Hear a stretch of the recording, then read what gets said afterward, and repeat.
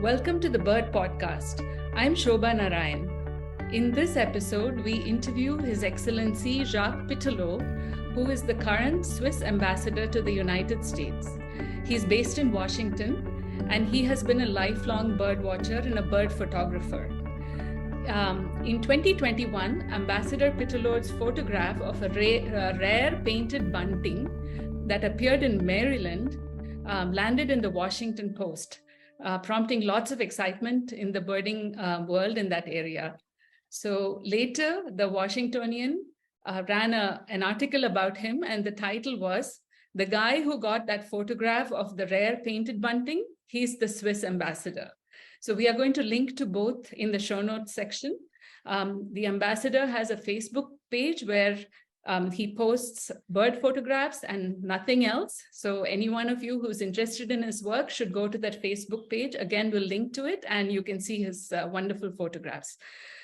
In this episode, he will talk about how he developed a passion for birding and some of his favorite regions and birds.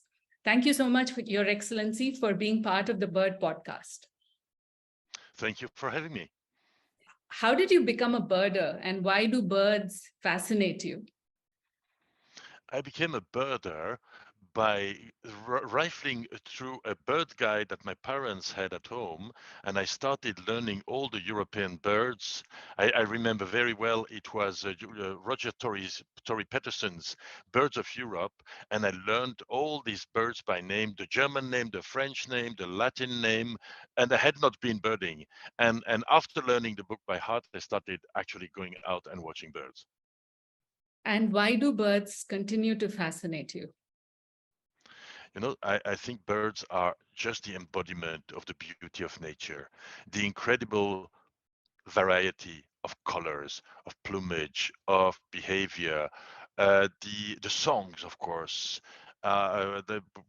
It's just probably one of the most fascinating parts of the the biological world. Maybe with the insects. I'm not an insect specialist, but if you start looking at insects, they are absolutely fascinating too. It's a different kind of observation. Often birders tell me that they start with birds and move on to butterflies and moths and insects and trees, which is the last bastion. Do you find yourself observing those as well in a natural way when you go out? Probably it will take another 50 years for me to move from birds to the rest. No, of course, you're yourself a birder. You know how beautiful it is when you're there in the morning and the light is changing and the insects are there and you see mammals and you see the trees and they are beautiful too. But I'm trying to focus on the birds. Yeah. Can you tell us how an ambassador finds time for birding? Like, what is your routine and what is your equipment? So the routine is always to try to be there at the golden hour, which of course changes with the seasons. So the golden hour would be now between 6:15 in the morning to 9 o'clock. So quite often what I do is I go at 5 o'clock for my workout. Then I will go to the office for a few minutes in the winter just to check the emails. Then I'll go birding for 2 hours and then I go back to the office. And you know, the day of an ambassador ends generally at 10, 11 at night. So and you have to put it all. It's about making time because in the end one needs to make time. And then there are the weekends, and the weekends are generally in Washington fairly quiet. There is not much going on, so that is the opportunity also to drive out of the capital and then to see something else. So we have listeners from all over the world, especially people outside the States. So for those interested, can you name some spots in your area that people who are birders can go visit? So Washington is part of the greater DMV area, which is so it's DC, Maryland, Virginia, and I would say it has about 25 beautiful local or national parks, which are all within distance. I mean, the furthest one being maybe 1.5 hours away, and everywhere you will see the most amazing bird life. Actually, the DMV area has a count of numbers, let's say around 400 birds, counting, all the erratics and the ones that will show up every 20 years. So there is enough to keep a birder busy for quite a while. And some of these parks are literally within the city, because the city of Washington is very green. It's extremely green, and just the Rock Creek Park, which is literally within walking distance of my residence, is already a place where you can see very, very interesting birds. Yeah, I read that Rock Creek Park and Central Park are in the opposite of what people say, that there are no birds in urban cities. There is one very specific place in Rock Creek Park, which is called the maintenance yard. And when the season of when the warblers come in, which is right now, if you go to the maintenance yard, you will have lots of birds and even more birders. Every single birder in Washington will be there, because everyone knows there is one specific place where, for reasons that no one can explain, a majority of the warblers will stop. So near where I live, there's a coastal city called Mangalore, and you go there to spot hornbills. And the hornbills also favor a tool shed. So there's a specific tool shed that people go to hornbills. Same story. Yeah. Same story indeed. Do you go by yourself, or are there groups that you go with? Well, there is a peculiarity about bird watching in the United States. I come from Europe, where you will go bird watching everywhere, and you don't really bother to ask whether this is a private property, or whether. In the US it's a little bit more dangerous. In the US, you don't go into a private property without authorization. It might be fairly detrimental to your health, which makes it almost obligatory to go to those places that are dedicated, like national parks or local parks. So after 1 year of bird watching, I think I knew every single birder in the DMV area. We know each other. We know each other because we always congregate in the same places. So it's fantastic, because you meet the most amazing people, and we have apps where we are all connected, and we know exactly when is which bird being seen and where exactly. And so we help each other to see the birds, and it's a great bird watching community. And what is really interesting about bird watching in the US, which took off, actually it increased a lot during COVID, during the pandemic, because people were trying to do something meaningful, but out in nature. They couldn't be in groups. But you meet people. In the beginning, we all look the same. We are all dressed as bird watchers. We have our equipment. We talk birds. And after a while, you ask each other what you do in life. And suddenly you realize this is a CEO, this is a member of Congress, this is a very important journalist. And so it's also one opportunity to meet very important people in the US. And I'm saying birding is the new golfing. It's actually much better. It's less expensive, and it doesn't destroy the environment. So people should play less golf and do more bird watching. That's a great line. Can you tell us about birding in Switzerland? What's that like? Switzerland is a very interesting place, because it's really at the border between the Mediterranean world and the subarctic world. So we will have, in the south of the country, where I come from, birds that you will see nowhere else in Northern Europe, like rollers, Eurasian rollers, like the bee-eaters, the only one we have in Europe, the Eurasian bee-eater. And at the same time, because Switzerland has very high mountains, we also have Arctic species. And so we have ptarmigans, we have golden eagle, we have the bearded vulture. So depending on which altitude you're on, you can be in the Mediterranean, and next thing you know, you're in Norway. So that is really one of the fascinating aspects of bird watching in Switzerland. I have to say, though, that with the global warming, which frankly I have seen, I've turned 60 this year. I know where the glaciers were when I was a kid, and I know where they are today. So with the global warming, the Arctic species are being pushed further up the mountains, and at some point there will be nowhere to go. And Yeah. if the warming goes on like this, in 50 years from now they will be gone, because their environment, which is almost in let's say a North Norwegian environment, their environment will be gone. So we have a problem there. So we see more Mediterranean species moving into Switzerland, and we see the Nordic species slowly disappearing. Which is really a shame, isn't it? Do you have likes in terms of, do you like ptarmigans, or do you like the Mediterranean birds, the colorful ones? Do you have any species or kinds that you like among the birds? Uh, so in Switzerland, I love them all. Uh, the the mountain species are the hard ones to get, because they involve hiking a lot with very heavy material. They are generally fairly shy. So to get a good pic of a ptarmigan or of a capercaillie, or that is pretty difficult. So the harder the pic, the happier you are. So frankly, I love the mountain species. Though we have beautiful species in, let's say, in the lower parts, but I love the mountain species. And what other regions have you birded in? For example, Africa springs to mind, but please talk about other areas in the world that you like. Oh my God, I've been bird watching in Africa for 5 years, in East Africa, because I was posted in Nairobi, Kenya.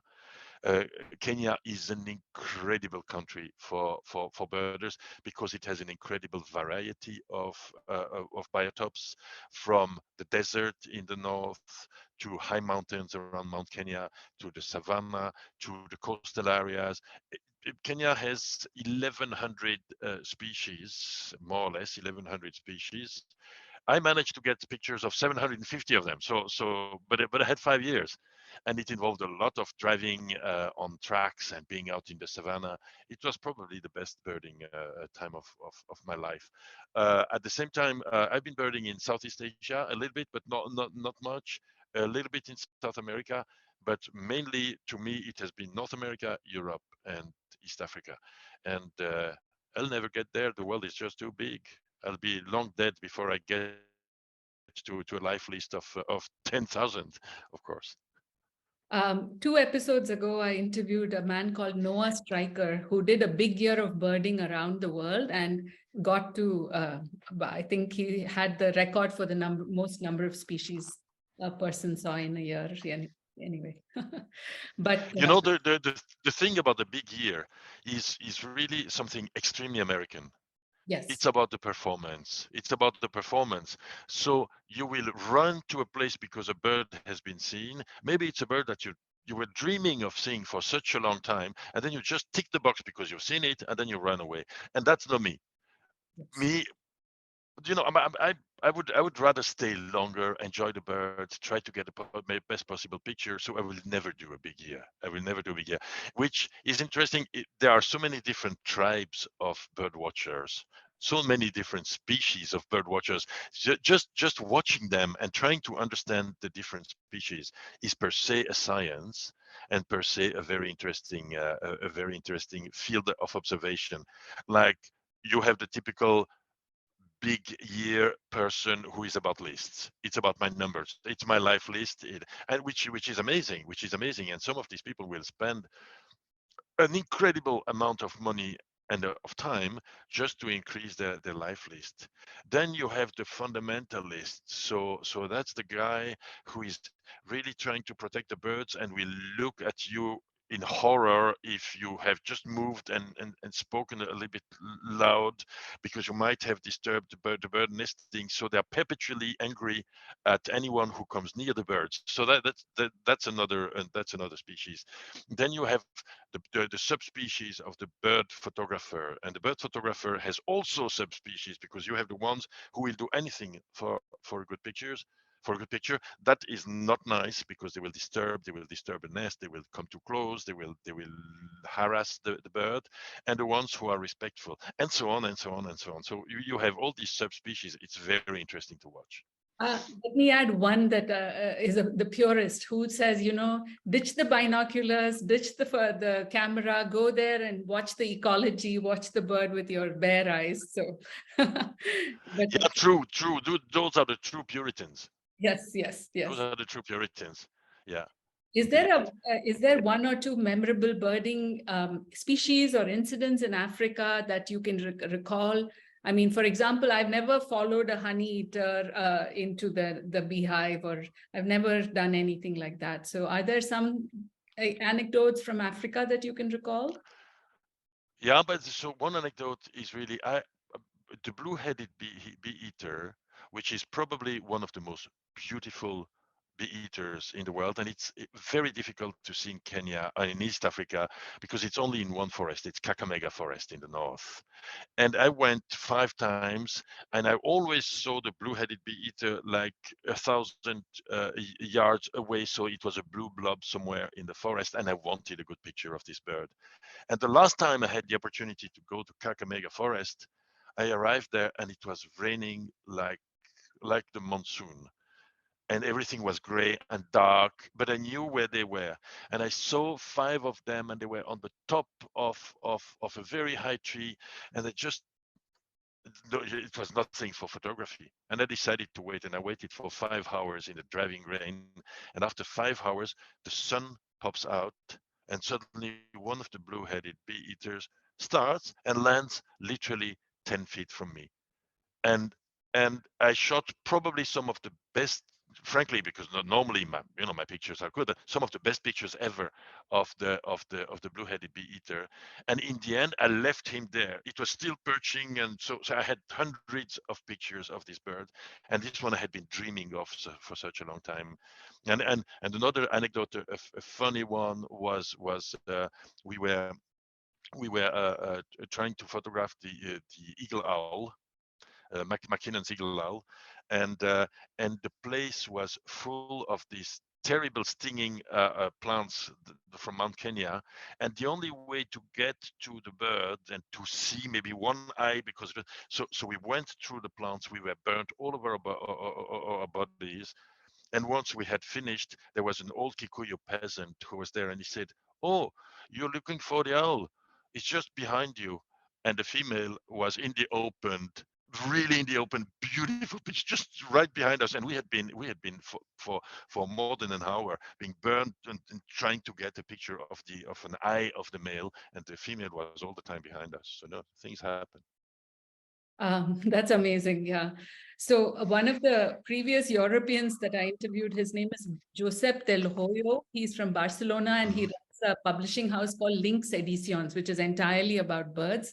He said in Texas, if you go in the United States, all the migratory species, the raptors especially, there is a gulf that they all congregate in to cross the water. So in the US, other than the Washington area, are there any places you like or have been to? So there is one specific mountain pass in the Appalachians where all the raptors on their way to Canada from the East Coast, they pass through this particular one. But and we have 2 similar places in my canton in Switzerland, where there is this low mountain pass, and if you are there on a good day during migration, you will literally see hundreds of raptors. Probably the best place in the world to see raptors is Gibraltar. Gibraltar on during migrating season is it's crazy, the number of including rare raptors that you will see. This is not my kind of birding. I'm not counting, and just to have a picture, they fly by. It's not necessarily my place. But what's fascinating in the US, there is in this middle of the city of Chicago a place called the Magic Hedge.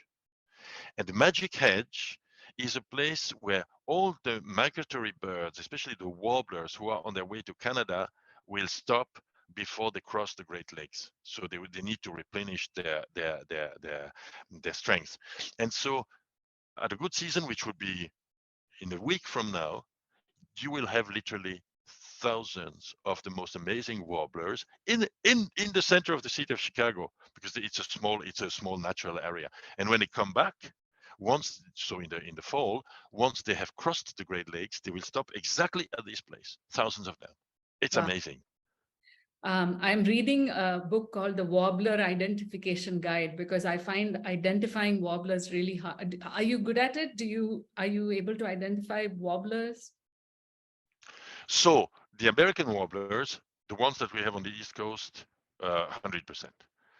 And I just need to hear them. I don't even need to see them. I've been working hard on my warblers, and I have photographed them all, with one notable exception: the Connecticut warbler, which I have seen so many times, and it's so skulky. I've only butt shots of the Connecticut warbler, and it's horribly frustrating. And I have another year left in the US to get a decent shot of the Connecticut warbler. So that's my target bird of this year. I have every other warbler that there is in Eastern America. In Europe, warblers can be more difficult to distinguish, especially if they're not singing. Yeah. And especially females. But in the US, we are blessed to have very colorful warblers.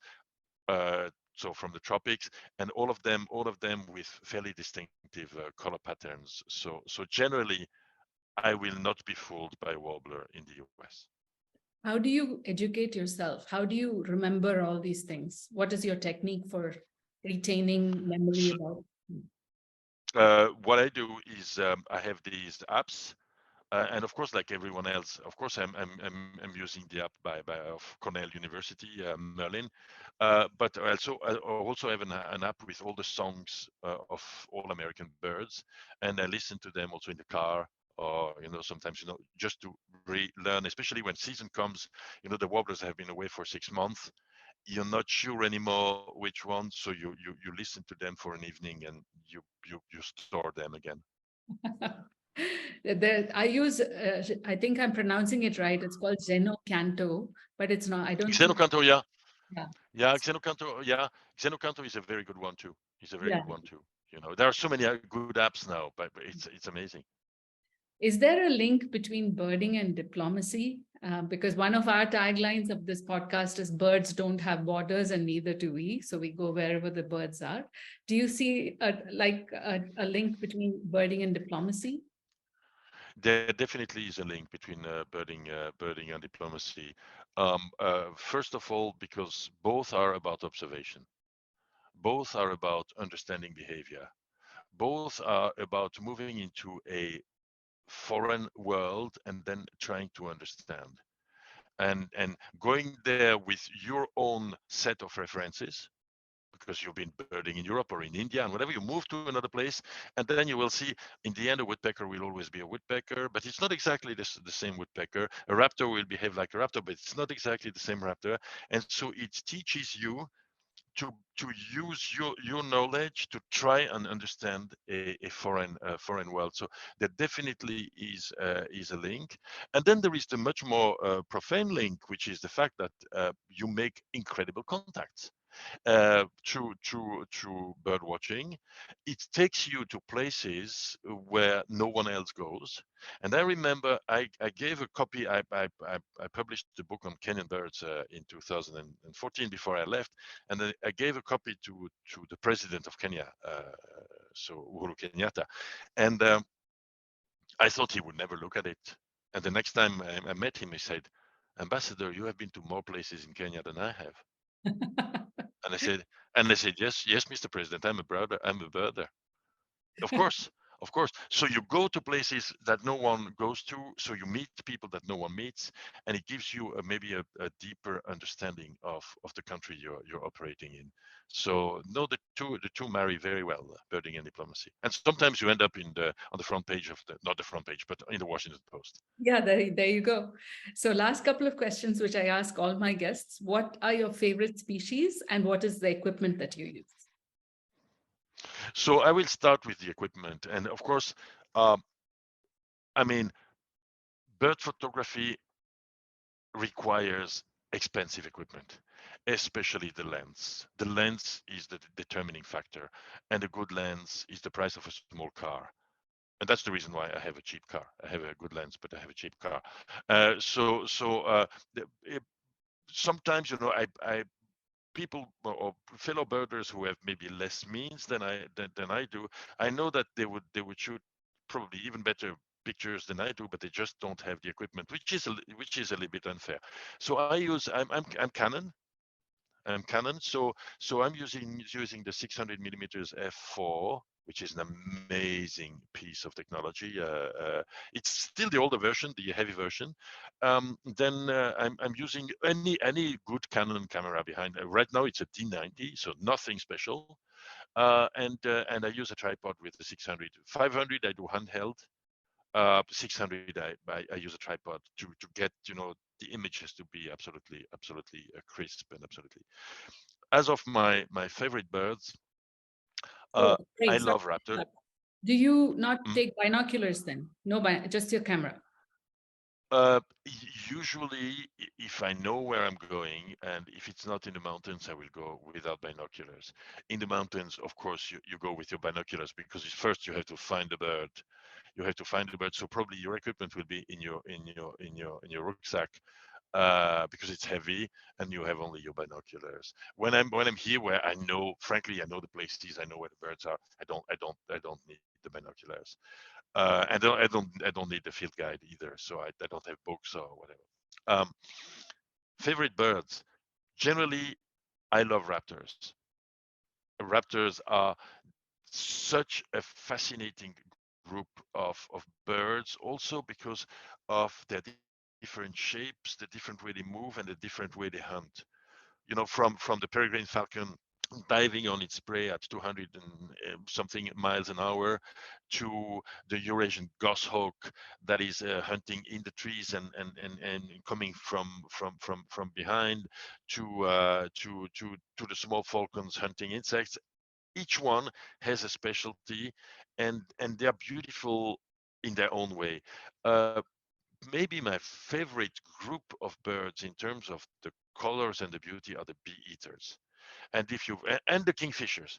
And if you've ever been to East Africa and you've seen the variety of bee eaters and kingfishers that's there, it's mind-boggling. The beauty is mind-boggling. It's really amazing. So I love them. Yeah. So, Ambassador, if you come to India, we'll have a group of birders who will take you to see our kingfishers and bee eaters here. Actually, I am in touch, of course, because this is the beauty of the social media. Quite a few of my Facebook friends are Indian birders, and I see their pictures. They are so amazing. They are so amazing, and there are a couple of raptors in India that I would love to see. And really, the quality of the work that I see done by Indian bird photographers is amazing, absolutely amazing. So, Your Excellency, thank you for making the time to talk to me, and thank you for participating in the Bird Podcast. It has been a pleasure. Thank you so much. Thank you for having me. Bird Podcast is produced by Ullas Anand and Echo Edu. I'm Shobha Narayan. Thank you for watching and listening.